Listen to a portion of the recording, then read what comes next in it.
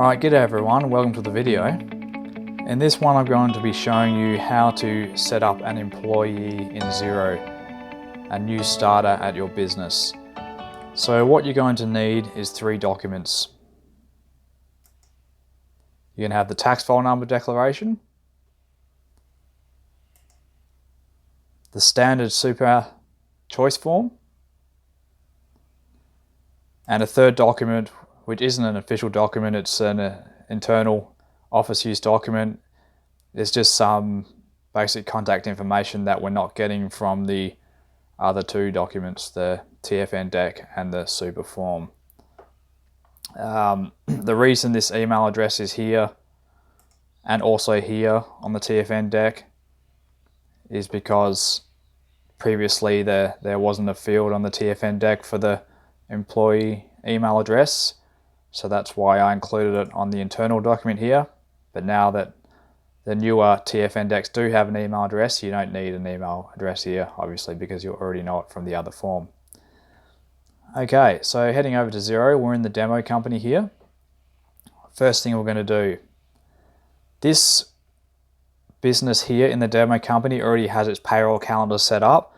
And when I'm talking about payroll calendars, I'm talking about the cycle of the payroll. So is it weekly, is it fortnightly, is it monthly?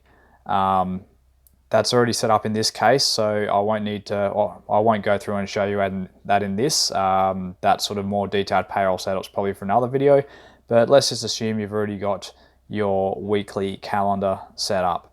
So we'll start off and we'll go to employees.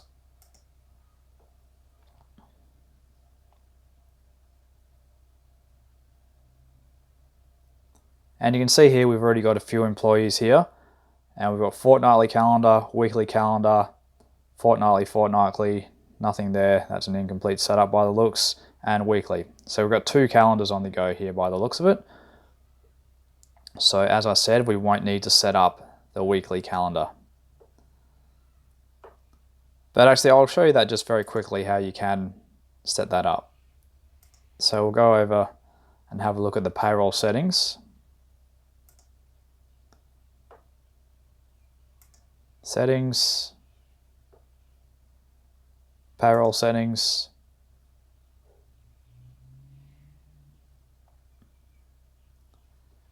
calendars. And you can see here we've got our weekly and fortnightly. And if you're going to set up a new one, say for a monthly, you can go here and you can see all the other options here as well. And it'll basically ask you the start date of the pay period, the first day in the pay cycle, and when the payment date is, which is usually a couple of days after the end of the pay cycle, and whether you want to make it the default calendar or not. So in this case, we're going to look at the weekly calendar. For this employee, we're going to set up here, and you can see the next pay period is the 15th of April to 21st, with the next payment day the next day following on the 22nd. So that's when we'll start him from. We'll start him from the 15th of April, and we'll run a payroll to let you have a look at that. So back to employees, add employee, add new.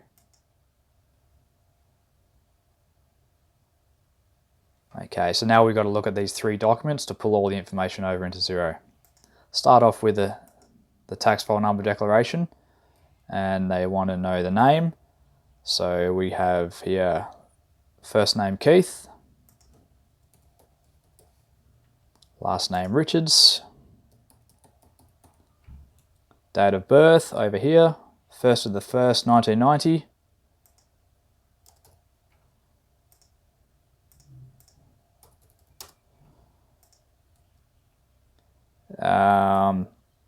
and basically now we're just, what we've got up here,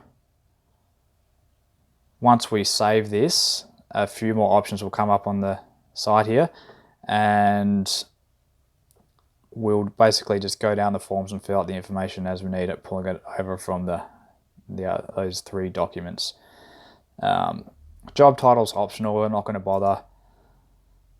Gender, male, it says optional, but often when you post a super payment, they'll ask you to have the gender in there. So it says optional, but it's not really. It's not optional to post a pay run, but it is needed to lodge your super. Phone number.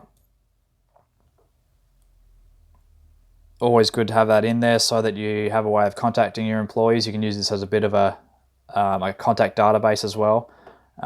So we need to get that from the employee info because it's not on the TFN deck or the super choice.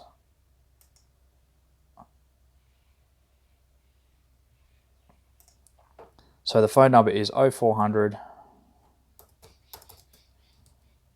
100 200. Or you could have put that in mobile number as well. One and the same, really. Email, we need this to send off payslips, even though it says optional. keith@hotmail.com.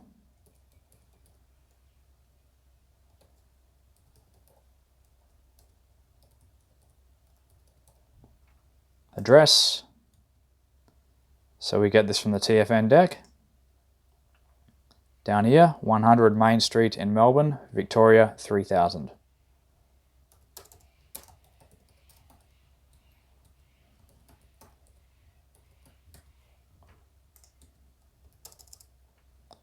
Emergency contact. That is from our internal document, employee info. Mick Jagger.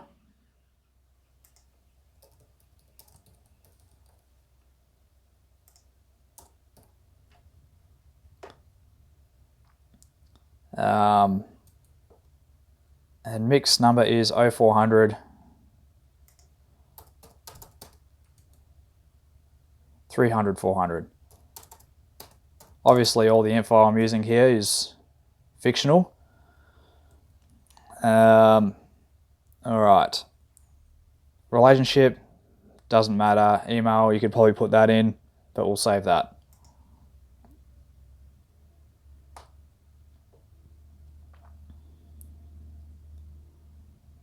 Alright, so now that we've saved the employee details, all these extra tabs here popped up and we've got to work our way across and fill them out. So we've just filled in the details. I might just put in a job title there.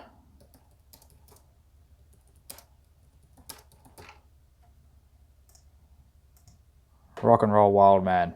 There we go.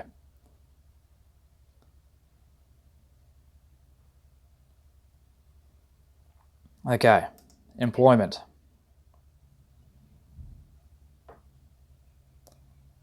The start date, so we're going to start him from this pay cycle here, 15th of April. Classification is optional. You might put some info in here about the award they might be on and that sort of thing, so you can track that, but in this case we don't need to do it. The payroll calendar, as we've mentioned before, is going to be weekly. Employee group, not required.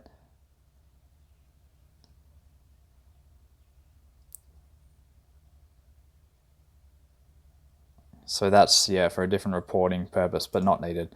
Holiday group, I'll just go Victoria.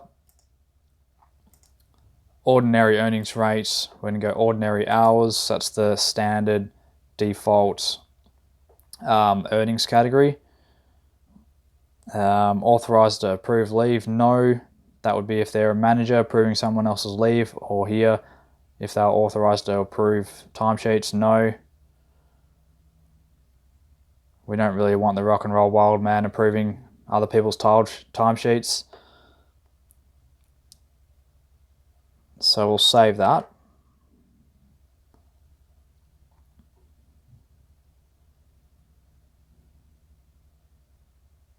Now, for the super membership, before we can add that, we need to make sure that Keith's super fund is set up in the payroll settings. So we'll go to payroll settings, where we're looking at the calendars before, and now we're going to look at superannuation. And we can see there's two funds here. We'll go have a look at Keith's super choice form to see what super fund he's with. And he's with Australian Super. And Australian Super isn't here, so we're going to have to go add superannuation fund. It's a regulated super fund, which pretty much all funds are, unless they're a self-managed super fund. So here we can search by fund name or by USI. So I'm going to have a look. What have we got here? We've got Australian Super, and we've got the USI down here, Unique Superannuation Identifier, which is STA. So we'll search by that. STA 0100 AU. 01 AU. And you can see Australian Super has popped up.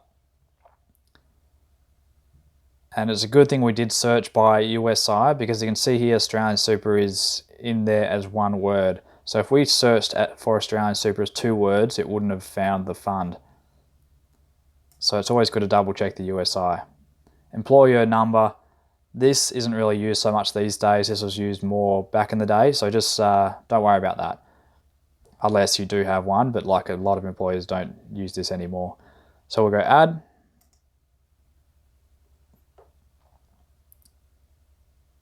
And there it is, Australian Super, it's in there. So now we'll go back to Keith's employment tab,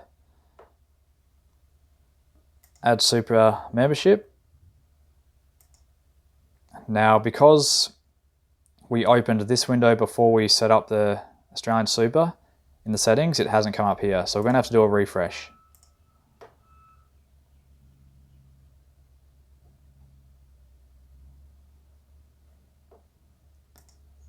And we'll try that again. And there it is, Australian Super. Employee number. This will come from the Super Choice form. Here we go. Which is your employee number is your member number with the fund. So again here, all info's entirely made up. 7468 54017.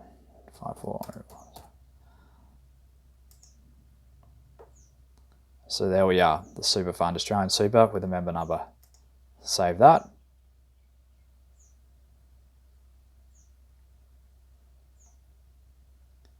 Now we're going to go to taxes, just working our way across here.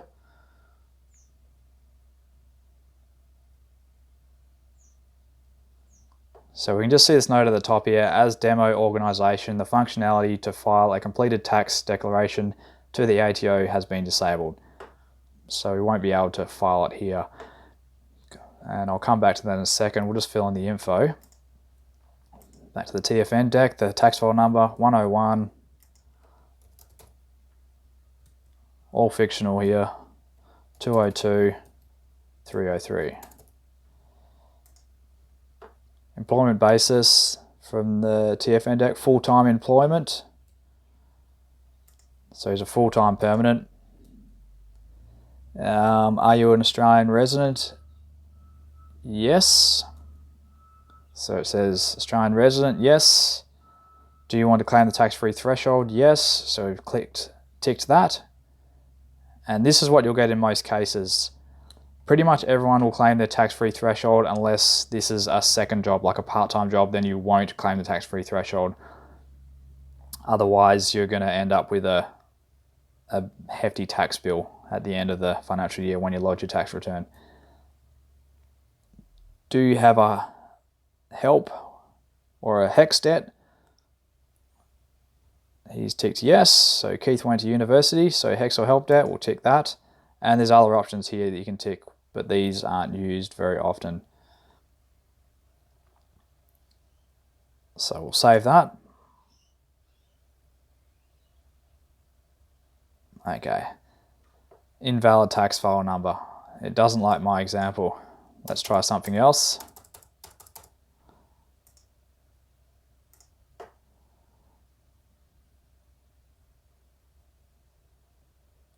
Okay. It accepted that other number. And this is sometimes used, all zeros, when you know that the number is to be confirmed, just to get it through the system for now. So we've saved that, status saved. Now back in the day, you'd have to send these forms off to the ATO. The employer would fill out this section here and you'd send it off to the tax office down the bottom here to the PO box in Penrith, New South Wales. Nowadays, you can click the File Now button and lodge it directly to the ATO via Xero, so that's quite handy. But as it's set up here, because it's the demo organisation, we're not able to file. But that's fine because this is just an example anyway. We don't want to send it off to the tax office. All right, so we've done the taxes, we've saved it, move over to leave now.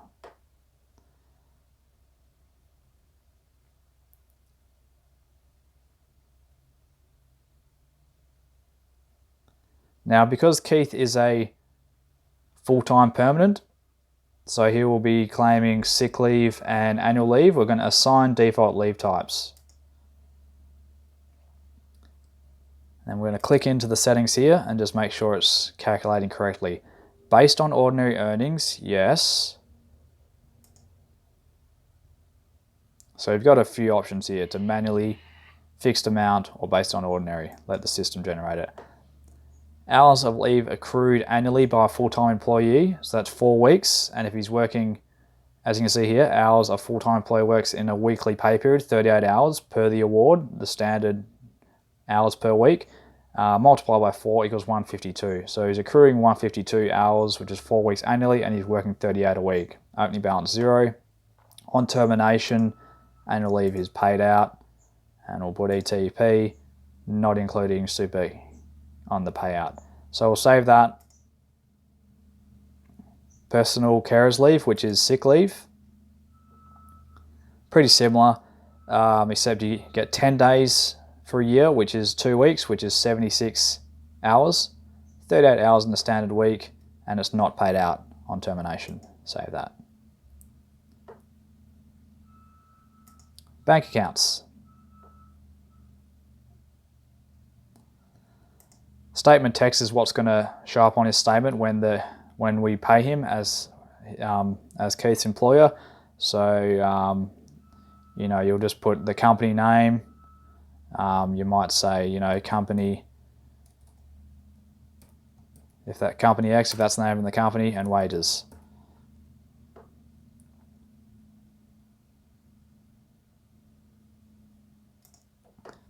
Account name. We have to go back to that internal document here to get all his bank info. Bank details, account name is Keith Richards. So this isn't necessarily the person's name, it's the name of the bank account. So it could be under the person's name, or it could be a joint name between a husband and a wife, for example. Keith has his own account. BSB 012456. Account number 1122 3344. Save that.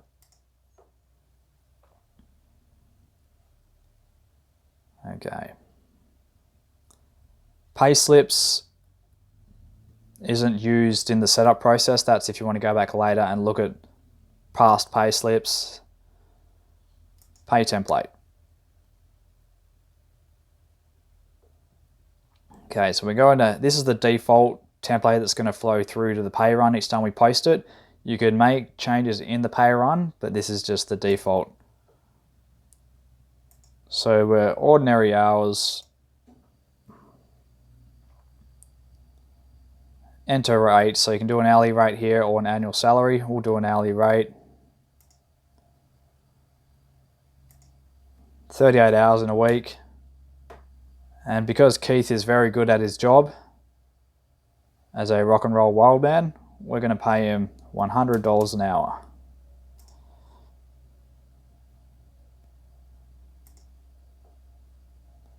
Super, this is pretty much default here. So calculation type, statutory rate, which is your 9.5% currently. Minimum monthly earnings, 450. That's standard. If you earn lower than this amount in a month, you're not going to get super.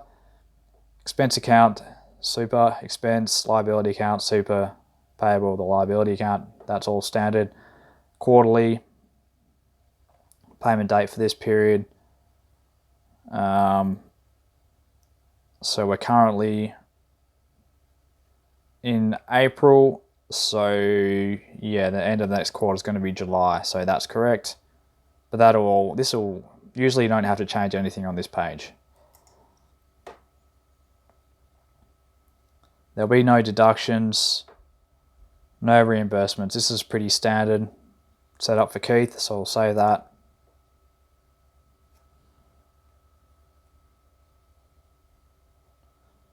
Alright, so that looks pretty good, guys. Now we're going to head over to run payroll.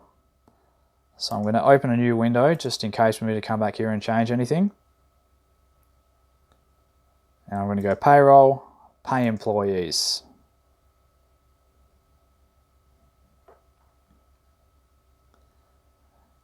Add pay run. The weekly calendar, week ending 21st of April, which flows back through to this screen here we're talking about before. We're paying from 15th to the 21st of April for payment date on the 22nd.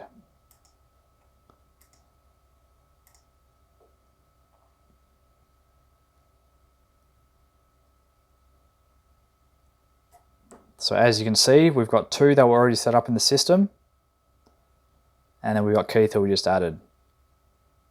I'll just take these other two off for now. So we'll just pretend that in this payroll we're just paying Keith. Payment date 22nd of April, week ending 21st of April. Let's have a look at his payroll details. So we've got 38 hours, $100 an hour, because he's very good at his job. The tax, this is automated. $1,200 coming out from the gross payment of $3,800. He's got 380 going to STSL. That's his HEX payment, his help payment. So you got 1,603 coming out to make a net payment of 2,197. And there's super of 361, is 9.5%. Annual leave, he's accruing this amount per week, 2.9 hours, and he's accruing 1.45 hours of sick leave per week. So we're happy with that, so we're going to save.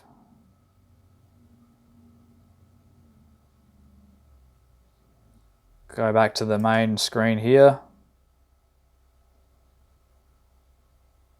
And there's only one employee in this pay run, that's Keith. So the earnings here are all for Keith. Status is draft, so we're going to post it. Are you sure you want to post this pay run? Yes, I do. We don't want to upset Keith.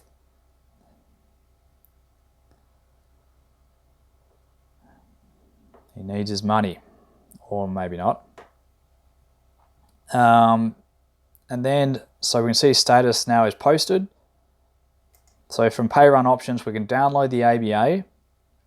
This is where we can upload an ABA file into our bank to basically bring all the info straight into the bank. It's very handy. I pretty much always use it anyway, but if you've got bulk employees, if you know 5, 10, 20, 100 employees you're paying, you don't want to go into your bank and start doing everything manually. It's going to take forever. So you can download an ABA and bring it all in within a few clicks of a button. It's also very good that as long as all your info in Xero is correct, bank details and everything like that, it guarantees you won't make a mistake in the bank by sending it to the wrong account or the wrong person or whatever it may be. So it eliminates user error. So it's pretty handy for that. And then we can also email pay slips, which we do at the end of it, or revert back to draft if we need to make some changes. And then once we're happy with everything and it's lodged and it's all done, we'd click File. Okay, so that's pretty much it, guys. We've set up our employee. We've used 3 forms, the TFN declaration, the super choice form, and an internal document with some extra info that we needed. We've put it all into the system. We've posted a pay run, and that's basically it. I mean, there's obviously things you're going to need to do from time to time. You're going to have to enter leave, make adjustments. Maybe they have some salary sacrifice, whatever it may be. There's definitely complications that come up, but for the sake of this video, I just wanted to go through and show you a basic setup to get you started. And if you have any questions, let me know in the comment section and I'll see if I can help you out. Okay, thank you.